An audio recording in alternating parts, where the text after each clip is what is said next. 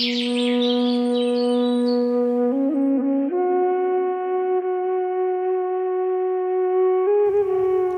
সেই মেয়ে যার পরে আরো দুটি বোন। বাবা আমায় খুকু বলে ডাকত। শখ করে মা নাম রেখেছিল ময়ূরাক্ষী, নদীর নামে নাম। নিন্দুকেরা বলতো ময়ূরাক্ষী, ময়ূরের মতো আঁখি। আর বরণ তো ওই কাকের মতো। হ্যাঁ, আমি সেই কালো মেয়ে। আমার নাম ময়ূরাক্ষী না হয়ে শ্যামা কিংবা শ্যামলী হতো, নিদেন পক্ষে কৃষ্ণকলি হতো। কিন্তু এত ভেবে কে নাম রাখে? সবাই বলতো আমি লেখাপড়ায় ভালো। বাবা বলতো সঠিক পথে এগিয়ে চলো, তুমি যা করবে তোমার বোনেরা তাই শিখবে। মানিয়ে নয়, কথাটা মন থেকে মেনে নিয়েছিলাম। নাচতাম, গাইতাম, ছবিও আঁকতাম। মা বলতো যোগ্য হয়ে ওঠো। প্রশ্ন জাগতো মনে, কার যোগ্য, কিসের যোগ্য? করিনি কখনো, লুকিয়ে রাখতাম। মনে মনে ভাবতাম বাবা মায়ের যোগ্য সন্তান হব। আমি সেই কালো মেয়ে। স্কুলে, পাড়ার অনুষ্ঠানে গান গাইতাম, প্রশংসাও পেতাম।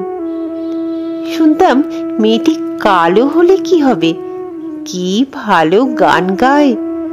হা হা, ওর গান শুনলে প্রাণ জুড়িয়ে যায়। তারপর যেদিন স্কুলের সর্বোচ্চ পরীক্ষায় ভীষণ ভালো ফল করলাম, দিদিমণিরা মাথায় হাত রেখে বলেছিলেন অনেক বড় হও। দুলে উঠেছিল আমার হৃদয়।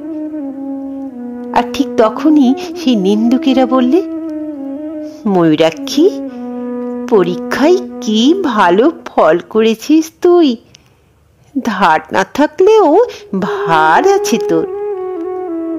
এই ভারী কেটে যাবি রে, খুব ভালো ঘর, ভালো বর পাবি।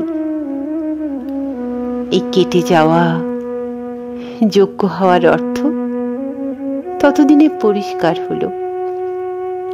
ঠিক করলাম আমি কখনো কারো যোগ্য হব না, আমার মতোই থাকবো আমি। কাটাকুটির দিকেই যাব না, চিকিৎসক হব, আর্তের সেবা করব। আজ করছিও তাই। কত মানুষের প্রাণ বাঁচাই, শিশু থেকে বৃদ্ধ বৃদ্ধা সবাইকে সেবা করি। এখন কেউ বলে না আমায় আমি কালো। তা সে যতই ভালো সেবা করি না কেন, কোনো ঘরের গণ্ডিতে বাঁধা পড়িনি আমি। সারা দেশ জুড়ে ছড়িয়ে আছে আমার ঘর। সব শিশুরাই আজ আমার সন্তান। সব বৃদ্ধ বৃদ্ধারা আমার বাবা, আমার মা। হ্যাঁ, আমি সেই কালো মেয়ে, যে আমি আজ সবার ভালো বন্ধু, মা, মেয়ে।